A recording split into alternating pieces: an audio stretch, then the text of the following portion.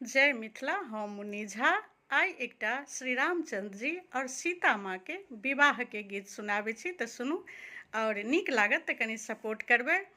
देखी के राम लखन दुनु जोड़ी जनक जी मोहिती भेलखिन ना। देखी के राम लखन दुनु जोड़ी जनक जी मोहिती भेलखिन ना।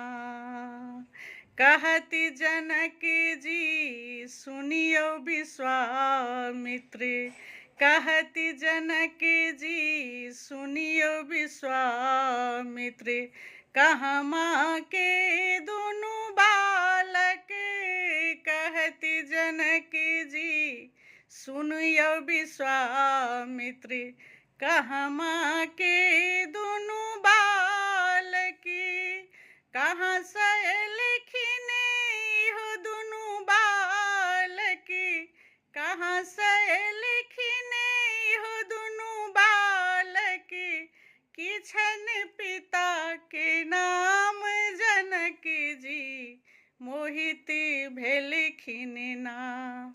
देखी के राम लखन दुनु जोड़ी जनक जी मोहिती भेलखिन ना।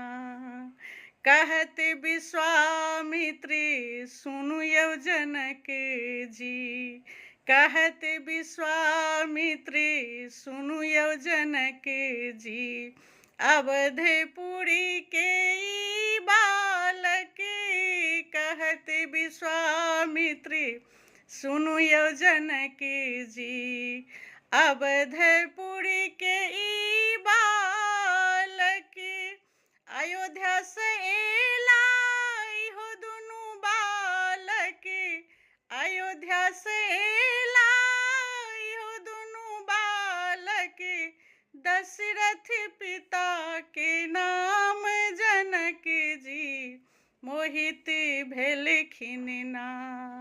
दशरथ पिता के नाम जनक जी मोहिती भेलखिन ना।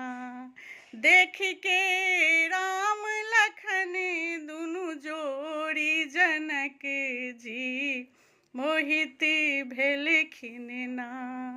कहति जनक जी सुनियो विश्वामित्र, बालक बड़ी अनमोल, कहति जनक जी सुनियो विश्वामित्र, बालक बड़ी अनमोल, धनुष कुना को तोड़ता बालक, धनुष कुना को तोड़ता बालक, कोमल राजकुमार जनक जी मोहिती भेलखिन ना।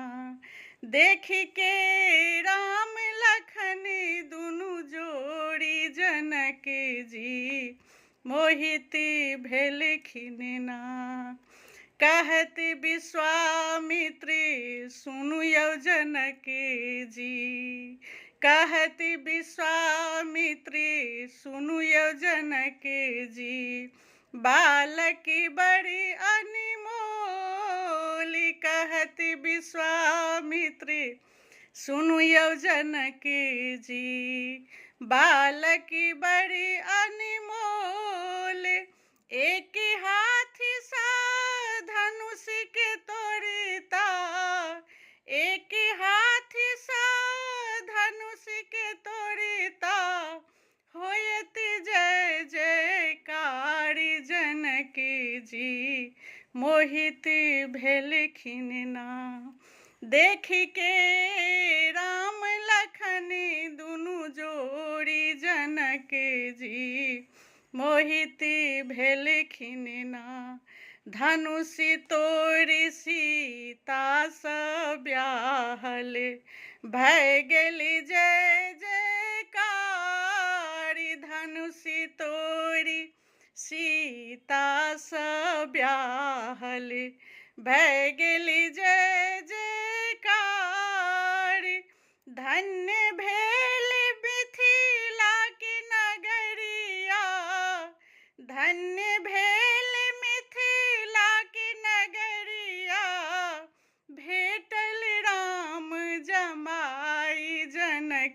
जी मोहिती भेलखिन ना। धन्य भेल मिथिला की नगरिया, भेटल राम जमाई जनक जी मोहिती भेलखिन ना। देख के राम लखन दुनु जोड़ी जनक जी मोहिती भेलखिन ना। जय मिथिला।